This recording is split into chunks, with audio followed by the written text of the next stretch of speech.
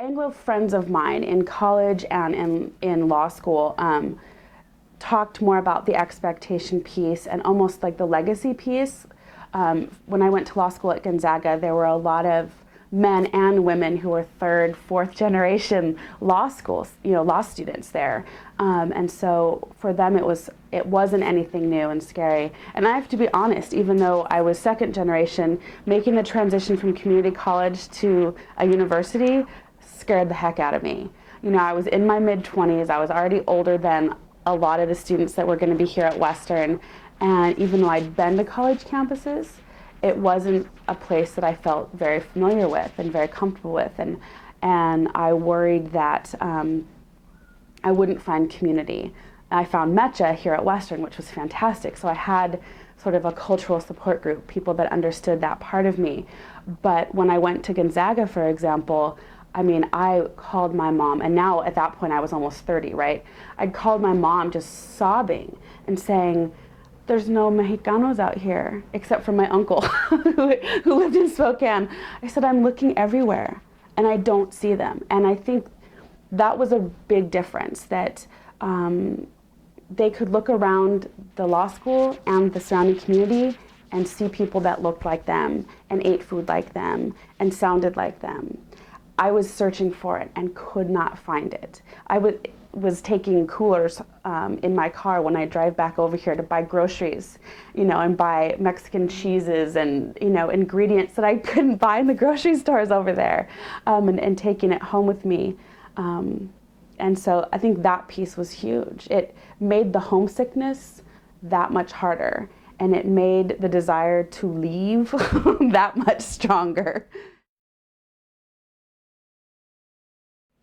There was no way for me to do what I wanted to do without, higher level degrees. I actually didn't consider teaching until the very last quarter I was at Western, when my then academic advisor, now program director, got sick, and I ended up having to fill in when he was out for a month. And it was scary and awful, but I said, wow, teaching actually is kind of exciting. And so then I kind of tucked that in the back of my head, but I knew I wasn't going to be able to do that with just a bachelor's degree. And at that point, I'd been a paralegal, and I knew I wasn't going to be able to directly advocate for people without a law degree. And so, again, then the decision was, well, what academic path can I take to allow me to do what I really like to do, plus serve my community? And so it was, okay, I'll be a lawyer, but what kind? And then I took coursework, and in fact, I created coursework, and I studied at a Mexican law school because I'd figured out by then that I wanted to be an immigration lawyer. And I wanted to have as much academic background as I could possibly dig up, whether I had to create it myself or go attend a different school for a semester, to really better serve the clientele I wanted to serve. And then again, with the ethnic studies piece, it was so powerful for me as an undergraduate student to see and learn about my history in an academic setting, which was something I'd never experienced before. Other than, sometime in the 19th century, we got Texas from Mexico.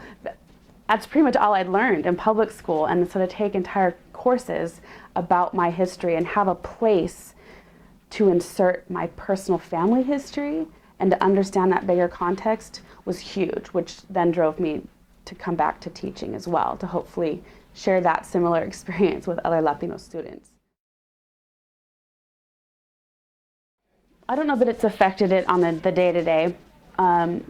It's interesting just because we look at, or I guess I just acknowledge my whiteness when I'm talking about my classes, because sometimes you have students the first day of class say, why is this white lady teaching about Chicanos, And so we talk about that, and I say, I can only speak not only to the experiences of a bi-ethnic, white-looking Latina, but also, from a certain socioeconomic class, from a certain geographic location. I'm a mother. There are all these different factors and those are really the only experiences I can truly speak to. So it comes into play in that sense every quarter, just by acknowledging the lens through which I view the world before I then teach people, and hopefully encourage them to figure out what their own lens is as well.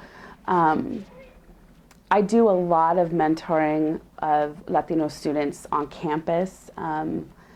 The MECHA students in particular, but also LSU students. I've helped a lot with student events, planning, that sort of thing. Do a lot of academic advising, even if they're not necessarily in our program, but I'm on financial aid probation, or I'm on academic probation, what can I do? And just trying to be there as a general support.